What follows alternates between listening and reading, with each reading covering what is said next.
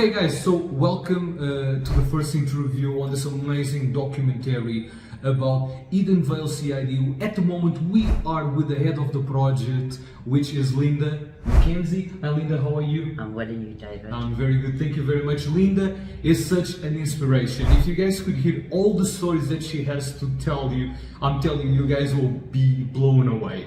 So let's start with our first question, Linda. So what makes the Edenvale CID different from other precincts? Well, David, a lot of the other precincts has very large corporates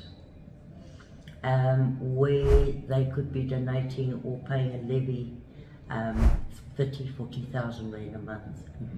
Now for every 10 big corporates that they have, we have to actually now get 50 or 500 people. Because Edenvale has not got those big corporates. We rely on the property owners as well as the small businesses to pay the levy so we can do what we have to do. That's really, and I'm telling you guys, the work that has been done here throughout the years is just huge. I'm going to show you guys a little bit of a few takes on it because it's just mind-blowing. You know, the streets, the cleanliness, everything is like organized. You guys need to come here and see it for yourself. I'm just giving you guys the insider story, which is quite amazing. Okay, Linda, a very interesting thing is, tell us about the main challenges and before you started the CID, how it was. What was the biggest problems that you needed to eradicate? The biggest problem is when we first started with the ESID, we did a survey to find out what the property owners, what their needs were, what the shop owners' needs were. And there were three highlights that came out, and the one was the security, the other one was the cleanliness, and the third one, which was a huge problem in Edenvale, was drugs. Because it became that one-man hub, it was just dead. A lot of drugs infiltrated Edenvale. In our first 4 years of running the ESID, we had removed 1 million plus drugs off the street in the CBD. At one stage we had 42 hairdressing salons just in the CBD area, of which 80% was fronts for illegal trade. There, of course, the EMPD, or their drug unit and their dogs, SAPs, we did regular blitz drives in order to combat the drug sales in Edenvale. And yes, it took us 4 years. 4 years to completely eradicate it. They're still around, some of them, but not as vicious as it was then. So this takes us to the next question, Clayton, which is, how do you make sure that your investment is safeguarded in the Edenvale CID? So our recipe was to invest our money in three things. One, like I said before, was the community. 2 was security within the town, and 3 were the aesthetics of the town. People want to come to somewhere that's clean. And for example, when we started 10 years ago, we were basically renting out rooms. People didn't want to live in Edenvale. It was just because it was convenient that they would stay in the town. Now, for the last 3 years, we are inundated with family requests for family units because people have seen the change in the town and they want to raise their kids here. And this is what we've been working so hard to change the mindset about what our CBD is about.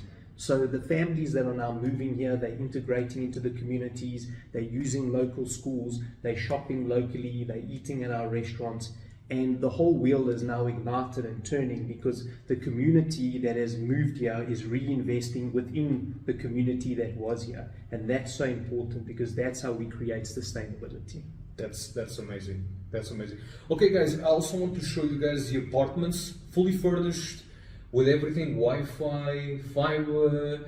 I will show you now, guys. You guys will be amazed with the apartments. Yeah, and then you send me all the links so we can show that to people. So let's go and see, because it's mind-blowing once again. Hope you guys enjoy. Just make sure you subscribe and support the Edenvale CID development and initiative. That will be the best word to use it. Thank you.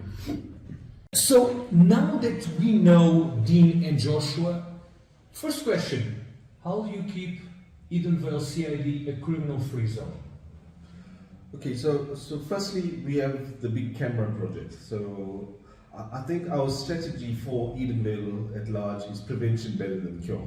So we work a little bit different from other institutes, security companies, and so on. We're not reactive, we're proactive. So we try to prevent instead of reacting to a scene. So the camera project, the smart camera project, is second to none. It helps us catch criminals before they commit crime. So we have cars that come into the area, we have people of interest that come into the area. These cameras give us alerts and triggers, and it comes to our control room. Our control room dispatches to our reaction members and tactical teams on the ground, and we approach these people and we get them verified and profiled by SAPS. We have a good alliance with EMPD, SAPS, Flying Squad, and Highway Patrol. So when it comes to stolen cars, Highway Patrol intervene. When it comes to members that are involved in petty crime, we get Edenvale SAPS involved. When it comes to high-speed chases and all of that, we have Flying Squad to assist us.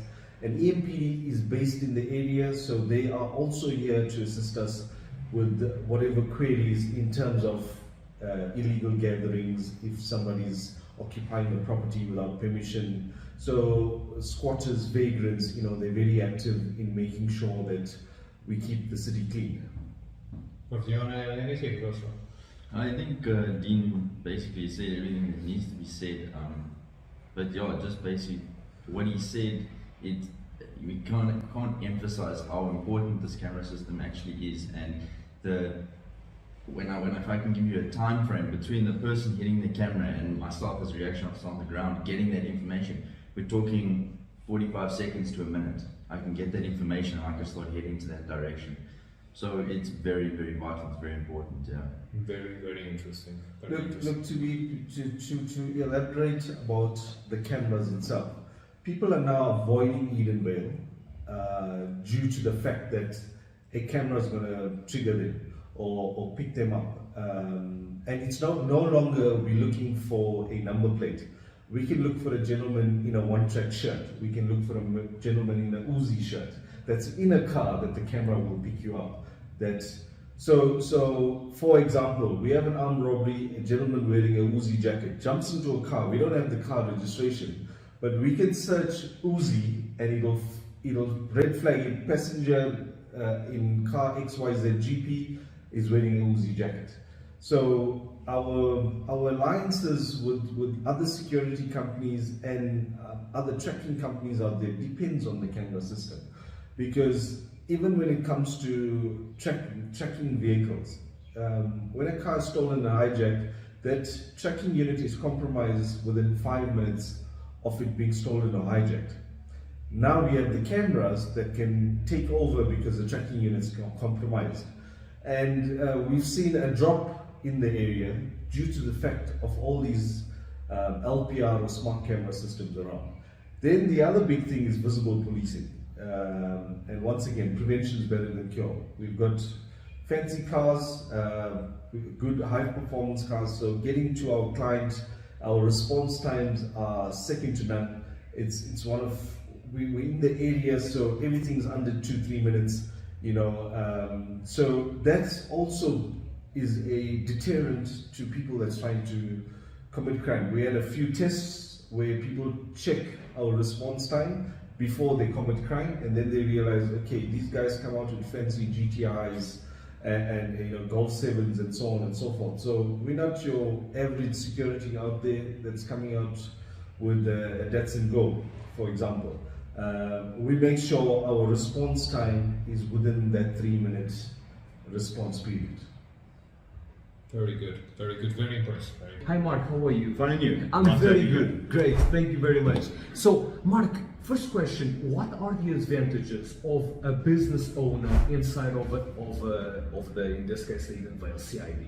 Well, from my side and from my company's side, obviously, we've been here 30 years. We've seen we were here in the heydays when Edenvale was a bustling little town.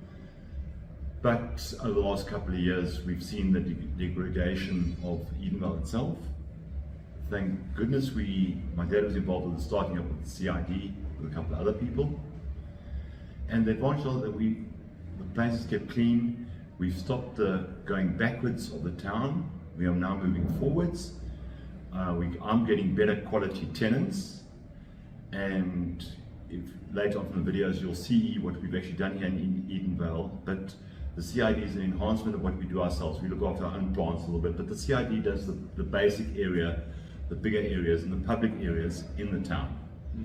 Keeps it safe, secure, and... So Mark, second question, why should businesses pay levies inside of a city improvement district or a CID?